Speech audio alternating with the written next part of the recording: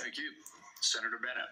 Thank you, Mr. Chairman. Thank you, Mr. Kennedy, for being here this morning. And I think that, Mr. Chairman, we are truly through the latest rounds of voting in the U.S. Senate, and this committee is being asked to fulfill a really important responsibility, which is to decide whether to confirm Mr. Kennedy to one of the most important healthcare jobs in America. And the reason I think it's so important is for many of the reasons you said in your opening statement, which is that we live in the richest country in the world, and we have some of the worst health outcomes of any industrialized country in the world.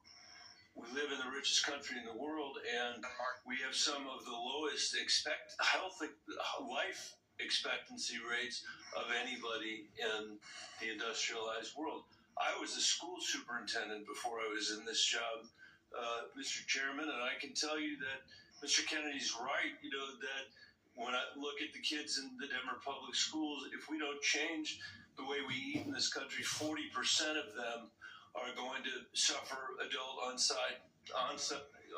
diabetes as a result of their diet. And we're, as I said, spending more than any other country in the world, and our families, every single person's constituents in this Senate are facing chronic shortages when it comes to health care. My friend from Texas, Senator Cornyn, has been a champion on mental health care. We have an epidemic, as he knows, across this country in mental health care, partly because of what the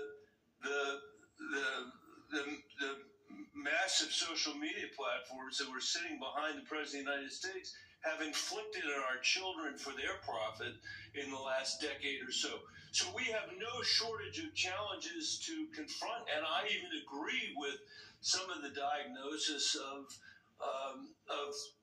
Mr. Kennedy. What is so disturbing to me is that out of 330 million Americans, we're being asked to put somebody in this job who has spent 50 years of his life not honoring the tradition that he talked about at the beginning of this conversation, but peddling in half-truths, peddling in false statements, peddling in theories that, create doubt about whether or not things that we know are safe are unsafe.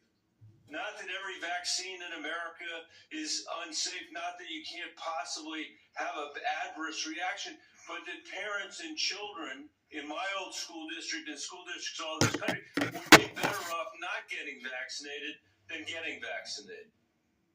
Unlike his own children.